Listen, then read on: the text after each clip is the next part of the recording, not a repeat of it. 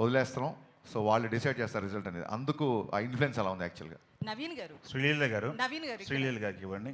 నేను మైక్ శ్రీలీల గారు 2 ఇయర్స్గా ఈ ప్రాజెక్ట్కి కమిట్ అయి ఉన్నారు. ఈ ప్రాజెక్ట్ మూలంగా ఏమన్నా అవకాశాలు వదులుకున్నారా? వదులుకోవాల్సి వచ్చిందా క్లాష్ వల్ల? ఎప్పుడు అడిగితే అప్పుడు డేట్లు ఇవ్వాలి కదా ఈ సినిమాకి.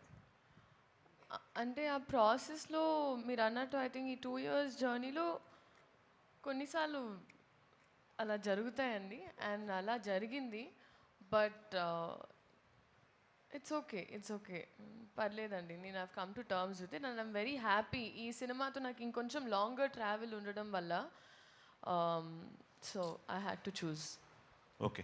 అంటే ఈ సినిమా కోసం తను, నేను యాజ్ డైరెక్టర్గా చెప్పాలి, ఈ సినిమా కోసం తను ఎంత వదులుకుంది అని నాకు తెలుసు.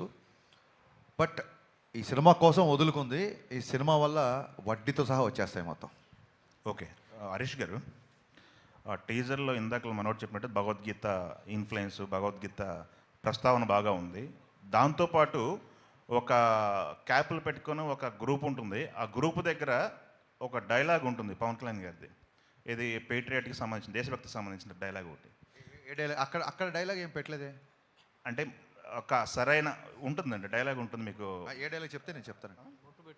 బొట్టు పెట్టుకునే డైలాగ్ ఒకటి, బొట్టు పెట్టుకునే ఒక డైలాగ్ అక్కడ ఉండదండి, అక్కడ ఉండదు, వేరే చోట క్లైమాక్స్ ఉంటుంది. ఓకే. అది హిందూ ముస్లిము లేదా ఇండియా పాకిస్తాన్ అనే టాపిక్ ఏమైనా ఉందా అక్కడ? జాతీయ సమైక్యత అనే టాపిక్ ఉంది.